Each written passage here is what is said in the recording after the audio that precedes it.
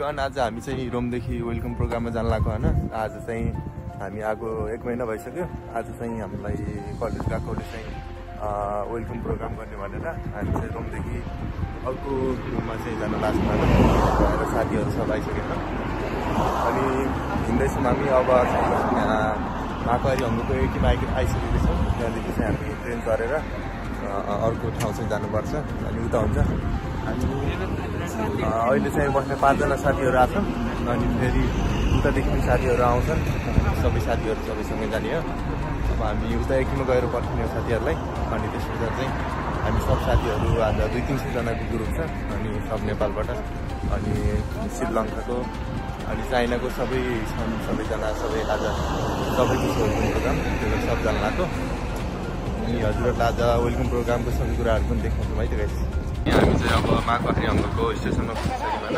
अब यहाँ चाहिँ एकछिन साथीहरू आउँछन्, साथीहरूलाई कुर्ने हो अनि त्यस पछाडि चाहिँ हामी जाने गइकन अनि आज चाहिँ उता जानलाई स्विकामा पैसा सकिएको थियो, त्यही भएर केटाहरूले स्विकामा पैसा हाल्दैछन् अनि त्यस पछाडि जाने हामी चाहिँ साथीहरू आउँदैछन् लाग्यो होइन। अनि यतादेखि जान लाग्छौँ होइन। यहाँ चाहिँ स्विका टच गर्नुपर्छ, त्यस पछाडि चाहिँ साथीहरू चाहिँ गइसक्यो।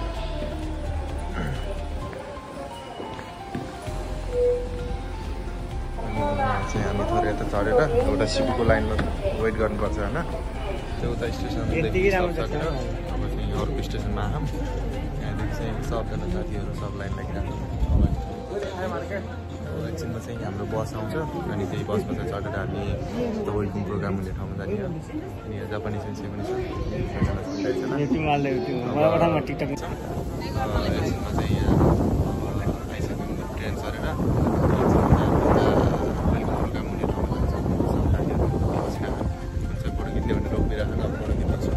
यहाँ आइसकेको छौँ होइन।